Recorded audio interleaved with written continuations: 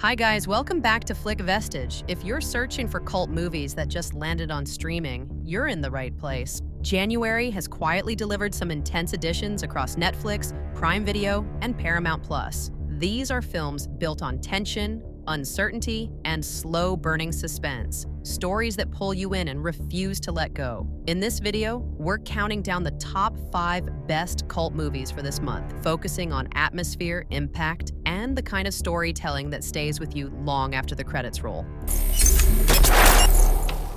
Number 5. Wes Craven's 1996 Scream is the clever, self-aware slasher that revitalized the horror genre by breaking the fourth wall of cinematic tropes.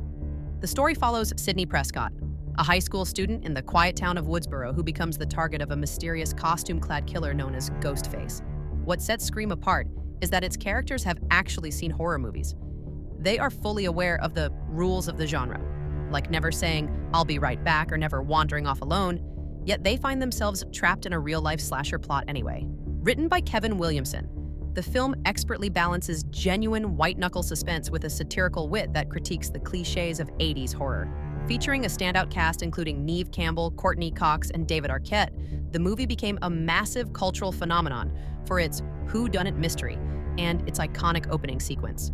By blending brutal scares with a meta-commentary on media and violence, Scream didn't just scare a new generation, it taught them how to watch a horror movie while keeping them guessing until the final bloody reveal.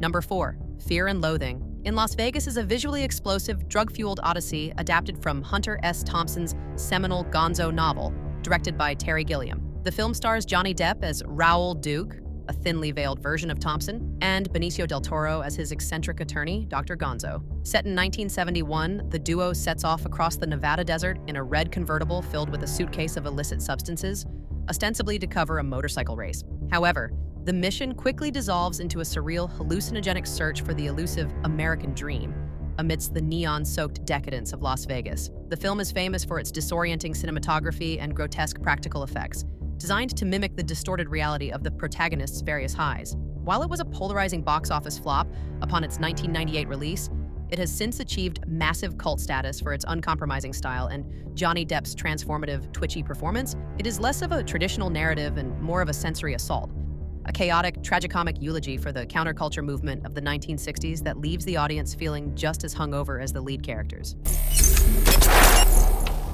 Number 3, directed by Mary Harron, American Psycho is a chilling, darkly comedic satire of 1980s corporate greed and superficiality. Set in the high-stakes world of Wall Street, the film stars Christian Bale as Patrick Bateman, a wealthy, impeccably groomed investment banker who harbors a gruesome, murderous alter ego. Beneath his obsessive preoccupation with status symbols, from designer suits to the quality of his business cards, Bateman is a hollow man, struggling to maintain his polished facade while his violent impulses spiral increasingly out of control. What makes the film so unsettling is its detached, razor-sharp irony. It treats Bateman's horrific crimes with the same clinical, bored tone he uses to discuss pop music or restaurant reservations, highlighting a society so obsessed with vanity that it fails to notice, or even cares about, a serial killer in its midst. Christian Bale's performance is nothing short of legendary, capturing a terrifying blend of charisma and vacant psychosis. While it sparked intense debate upon release for its graphic nature, it has since become a definitive cultural critique, perfectly capturing the emptiness of yuppie culture with a mix of brutal violence and biting humor.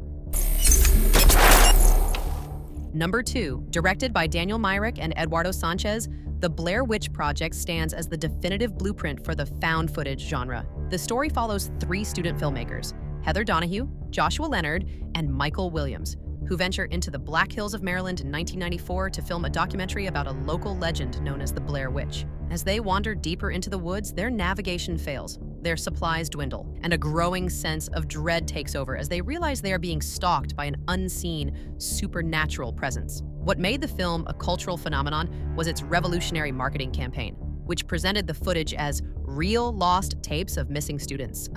By eschewing traditional Hollywood production, no music score, no professional lighting, and no monsters on screen, the film leaned entirely into the terrifying power of the unknown and the psychological breakdown of its lead actors. It is a masterclass in low-budget tension that proved fear is often most effective when left to the viewer's imagination, forever changing how horror movies are marketed and made.